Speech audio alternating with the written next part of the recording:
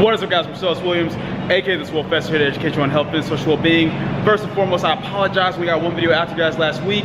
Let me pretty much catch you up with everything that's been going on. So, as you guys know, I will be out of town in California with Brendan and his girlfriend Kristen from August 23rd all the way to September 24th. So, because I'm gonna be gone for a whole month, I've just been really busy as far as like clientele and just other stuff that I need to get handled here on the home front. So that way when I'm there, I can give my full attention to all the content that we're gonna be producing for you guys over there, and not being worried about like, oh, I gotta, I didn't get to do this at home, or I gotta make sure I do this so that people at home are covered, so that the UNC powerlifting team back home is covered. So I've just been really busy with a lot of that, as well as the fact that I just had 4 clients compete at a meet in the Fort Worth area at regionals. Actually, they all killed it, did really, really well. Those of you who follow me on Instagram got to see how they did, because I got all of it onto my Instagram stories. So if you're not following me on Instagram, make sure you are, guys, because I do post content on there daily. Even even when I only post like once or twice a week here on YouTube, I'm able to post more frequently on Instagram as far as informative content, social well-being related stuff, just because it's quick and convenient. I don't have to go through the process of like uploading a whole video. So that's pretty much how it's been. Because I was at that meet pretty much all day Saturday, I ended up training really, really late, and it was just like a rough workout. And because Saturday is my heaviest day with heavy squats and deadlifts, it kind of has just trickled over to every other day this week. So it's been a really rough training week so far, but that's to be expected, guys. You have to understand that things like even like short-term acute fatigue from one day can end up affecting you in the long term as far as your chronic fatigue for the week. And if it's not something you address through either like maybe reducing the volume of one of your days, tapering off things here and there, or just controlling outside stressors, then it's going to have a big impact on you. I'm not going to go into a whole lot of detail on that topic right now, because that's something that Brendan and I already decided that we actually want to talk about together. Really go into the details over like, okay, oftentimes the reason you guys hit stalls or plateaus is because you were not taking into account fatigue. Something needs to change, either recovery wise or programming wise. We're gonna get into that. But anyway, I'm pretty much in the gym, progressive overload, by myself, waiting for Derek to show up. He's actually on break from PT school, physical therapy school. He killed it all his first semester, so good job to my homie. I'm not gonna say that while he's here, because he's gonna have something smart to say about it, but we're pretty much gonna be hitting our higher volume bench upper body workout today. So just gonna be going through that, and then kind of like talking to you guys, what probably voted over with either an informative topic or social well-being topic. I haven't decided just yet, because I didn't get you guys a social well-being topic video yesterday, but depending on how the flow of it goes or what comes to my mind, I might give you guys like an informative topic. But like I said, just be on the lookout, because we're gonna have plenty of content in the upcoming month.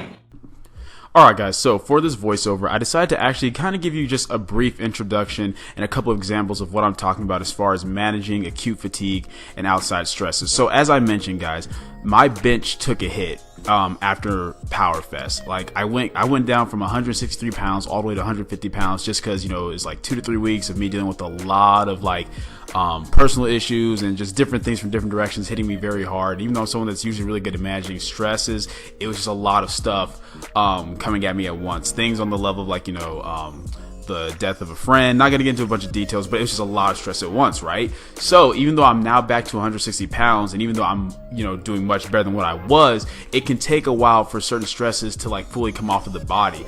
Add that in with the fact that like I said, this past weekend I was at a meet all day, which caused my Saturday workout to be a little more than what I'd like, which in turn just affected the whole rest of the week.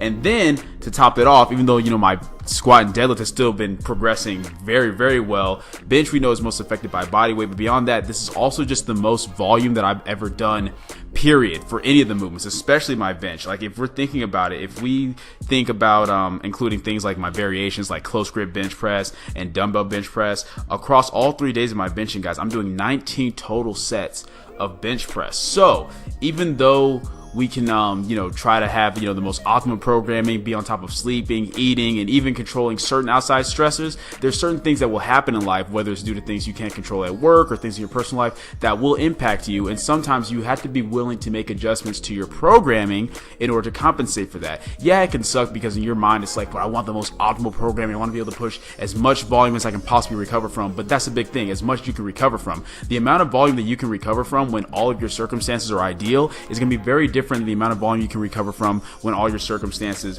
are not ideal. So that's where, since we can't always control and change everything that goes on outside of the gym, that's where we have to adjust and control what we can inside of the gym as far as programming. So pretty much what we're going to be doing, guys, and what you guys will actually see in my next video is that for this week, well, this past week actually, because like it's a new week for me now because I'm getting this video out so late. But basically, what I ended up doing was on my technique-based day, I made 2 changes. One, in order to help, just get rid of fatigue overall, I did 1 less set of squats. Like I said, the whole point of that technique-based day, the 5th day training day, is to get a little bit additional volume on squats and bench, and to mainly focus on technique. That's why even though it's like 4 sets of 7, it's a light enough weight where I can really focus on maintaining proper form.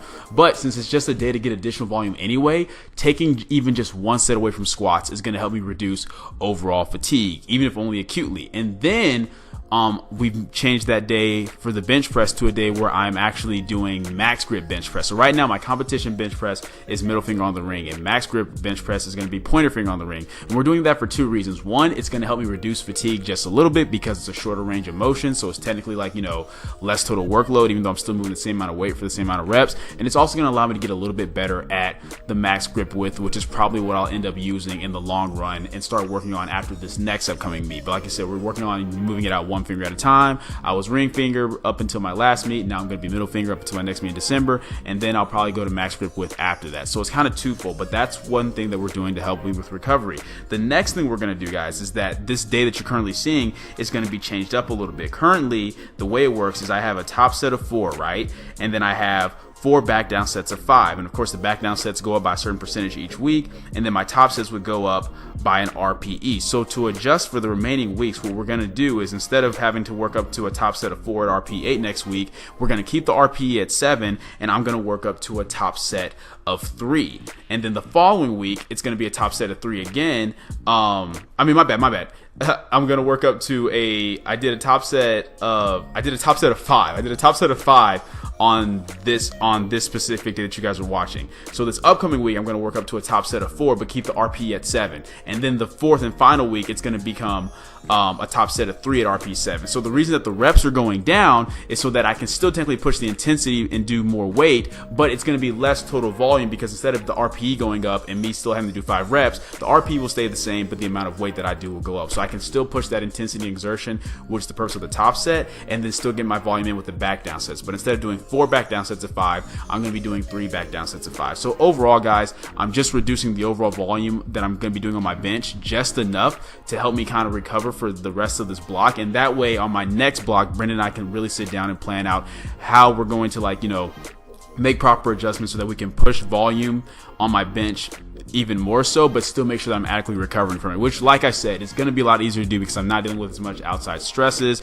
I'm going to be in California for a month, just, producing content, enjoying myself, having a good time. But yeah, like I said, Brendan and I will be doing a video where we go into way more detail on specifically the different things you can do as far as manipulating percentages, RPE, just really breaking down programming as a whole, as far as how to control for the within your programming the variables that you really can't control outside. Because like I said, guys, life is going to hit you, things are going to happen. It doesn't matter how optimal your programming is, it doesn't matter how good your nutrition is, how good your sleep is. Certain things in life are going to hit you that you have no control over, and they're going to add stress to you. That's the biggest thing people don't understand. The main thing you have to worry about recovering from, guys, usually isn't even what you do in the gym, it's everything else that you do outside of the gym. So I kind of just wanted to give you guys a little introduction to that, kind of give you a couple of examples of what I'm going to be doing to adjust for the rest of this block. But like I said, be on the lookout for when Brendan and I are in California collabing, and that's definitely going to be one of the video topics that we touched on. We already agreed that we're going to do that, so be on the lookout for that. But yeah, that's pretty much what I wanted to talk to you guys about as far as this voiceover. Once again, I apologize that you only got 1 video this past week. Like I said, I've been really busy dealing with personal life stuff. Nothing negative, personal life stuff, as well as getting ready for this trip. But I promise you guys it's going to be well worth it, because once Brent and I are in the SoCal area, we're just going to be cranking out content on both our channels, at least 3 videos a week on both our channels. So in total, you're going to be getting 6 videos a week minimum, maybe even more. So really excited for that, and I'll be having more details for all of that once I'm actually down there for you guys. But yeah, that's pretty much it for the video. Hope you guys enjoyed it. If you did, go ahead and leave a comment down below, let me know what you did. If you did not, leave a comment down below, let me know what I can do to get better. Like the video, share, subscribe. Keep it simple, specific, scientific. I'll catch you guys later.